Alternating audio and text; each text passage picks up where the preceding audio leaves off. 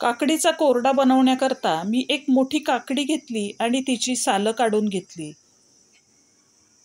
मोठ्या किसणीवर ही काकडी मी उभी धरून किसून घेतली. गॅसवर मी कढई ठेवली. याकरता शक्यतो जाड तळाच्या कढईचाच वापर करा. कढईमध्ये 2 छोटे चमचे तेल टाकलं आणि जिरे आणि मोहरी टाकली. जिरे मोहरी तडतडल्यावर जाडसर वाटलेली लसूण आणि मिरची टाकली.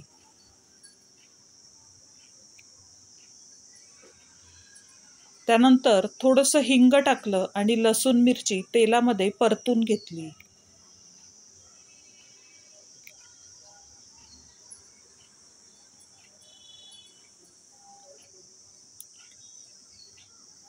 लसूण मिरची परतल्यानंतर थोडीशी हळद टाकली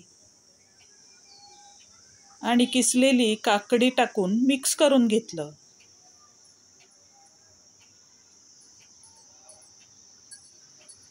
कढीपत्ता किचनवर वेगवेगळ्या उन्हाळ्याच्या रेसिपी मी टाकलेल्या आहेत, त्या पण तुम्ही नक्की बघा. चवीप्रमाणे मीठ यामध्ये टाकून मिक्स करून घेतलं.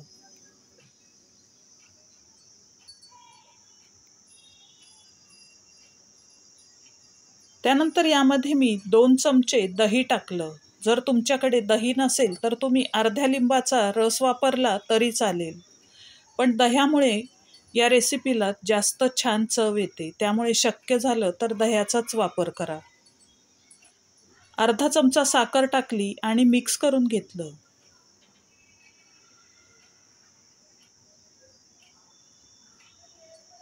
आता कढईवर झाकण ठेवलं आणि मध्यम गॅसवर 2 ते 3 मिनिट ही काकडी शिजवून घेतली.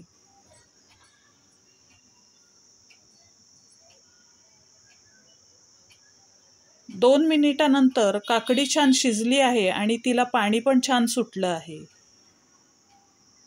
आता यामध्ये भरपूर कोथिंबीर टाकून मिक्स करून घेतली.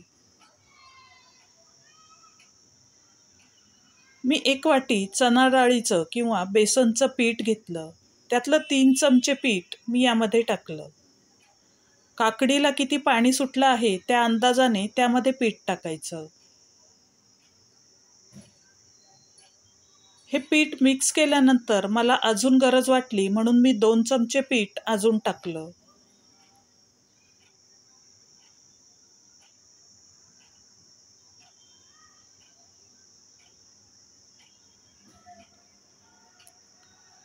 पीठ आणि काकडी नीट मिक्स झाल्यानंतर कढईवर झाकण ठेवलं आणि 4 ते 5 मिनिट हे पीठ शिजवून घेतलं.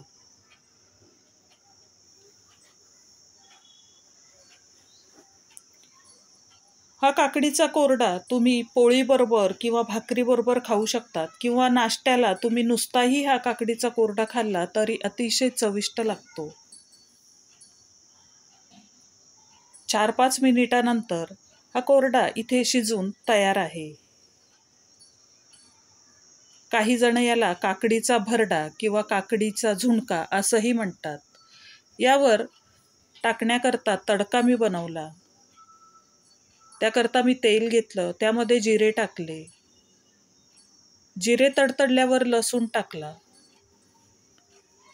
लसूण थोडासा लाल झाल्यावर कढीपत्त्याची पानं टाकली.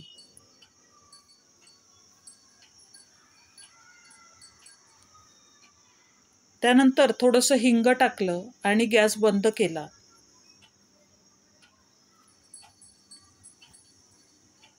एका डिशमध्ये मी हा काकडीचा कोरडा काढून घेतला. त्यावरती गरम गरम तडका टाकला आणि अतिशय चविष्ट असा हा पारंपरिक काकडीचा कोरडा तयार आहे. ही पारंपरिक रेसिपी एकदा तरी नक्की करून बघा. उन्हाळ्यात ही रेसिपी खाल्ल्यावर शरीराला थंडावा मिळतो. रेसिपी आवडली तर लाईक, शेअर, सबस्क्राईब करायला विसरू नका. धन्यवाद.